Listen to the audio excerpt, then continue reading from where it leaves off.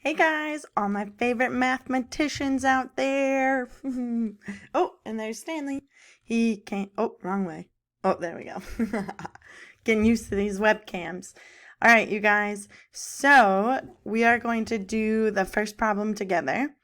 A quick recap. So we are getting back into it with systems of equations, which you guys did so great with when we were back in the class.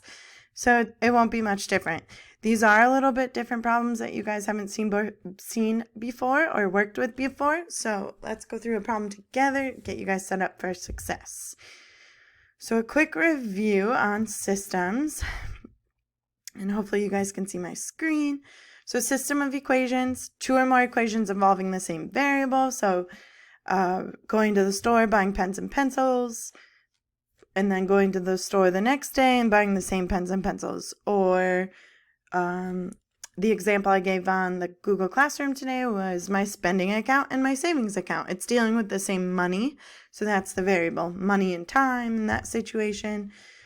And then in these problems, you're going to get all different examples of problems involving the same variables. I did say two or more explicitly today because some of the problems you will be writing 3 equations. It depends on how many variables there are. Why? Why do we use systems? So systems are used to find when situations are equal to one another, but also it helps us find any unknowns. So on that shopping trip with pens and pencils, maybe you don't know how much the pens and pencils cost, but we could set up a system to figure out what they cost. And how? So if you remember way back in the class, we would do substitution, elimination, and graphing. But luckily today, you are only setting up the equation. You don't have to solve. You're just writing the equation. You are not solving today, but you will be solving later in the week. So if you could refresh your memory on how to solve equations, that would be great. So let's go to our very first problem for today. So problem 1. And we're going to get into what your CFS should look like as well. So problem 1 over here. So write the following statement using a symbolic language, variables, numbers, addition symbol, plus, and so on. So all that's talking about is writing the equation. Once again, you are not solving today. All you have to do is write the equation. Not solving, just writing. No solving is what I'm writing up there. And then let's read the actual situation that they give us. So it tells us Bruce bought 2 books.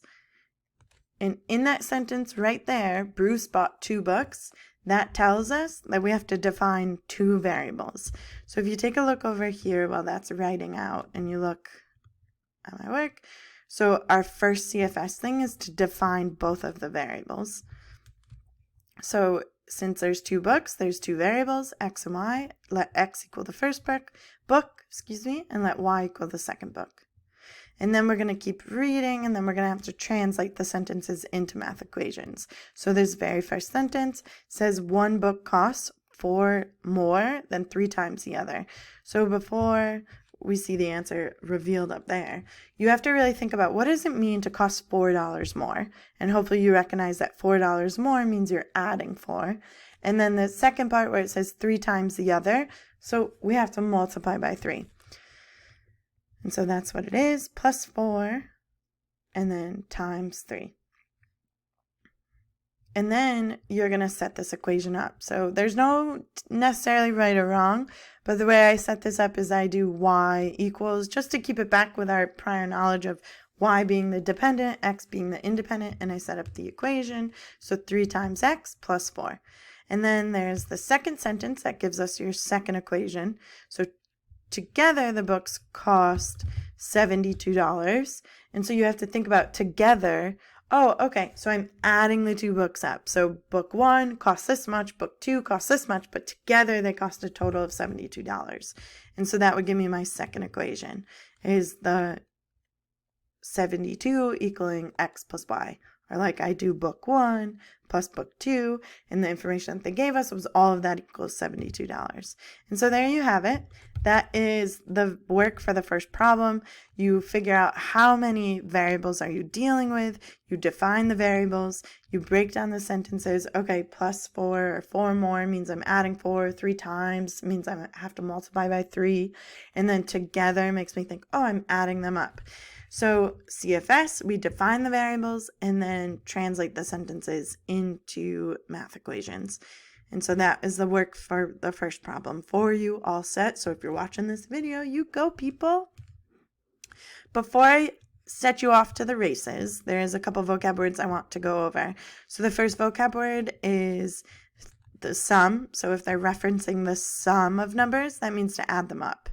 If they say exceed, exceed means to go above and beyond. So more than or to add on to. Integer, you've heard this before, just a recap. It's talking about a number, positive or negative. It's talking about a number. And then consecutive integers. So this might be the new one, consecutive integers. They're numbers that follow each other. So an example I gave was 2, 3, 4. And on the number line, 2, then 3, then 4, they follow each other, right? And just to show you a little trick, which you probably already knew but never really put it together, to find 3, we're just adding 1 to 2. And to find 4, you're just adding 1 to 3. So to find the number, you're always just adding 1 to the number before it. So if we're working with variables here, say I set x, y, and z as my consecutive integers, then knowing the knowledge of regular, like 2, 3, and 4, and how 3 equals 2 plus 1, then I also can set y to equal the number before it, which is x, plus 1. And then I can set z to equal the number before it, which is y, plus 1. So this is how you define consecutive integers. Just to refresh, consecutive integers are numbers that follow one another. So to find the number, you're adding 1 to the number before it. And that's what you can see here. And I would jot this down for your cheat sheet. Eyeballs. And this will help you out for today's problems. And just to reiterate, we are not solving today. You are just writing the problem. And you guys are going to kill it. You're going to do really, really great today. Make sure you reach out to me, text me if you have any problems. It is a new website, so if things are kind of funky, please let me know. Let me know as soon as possible rather than after the deadline, people. All right, have a great day. Growing that math brain, and I'll check back with you later. Bye.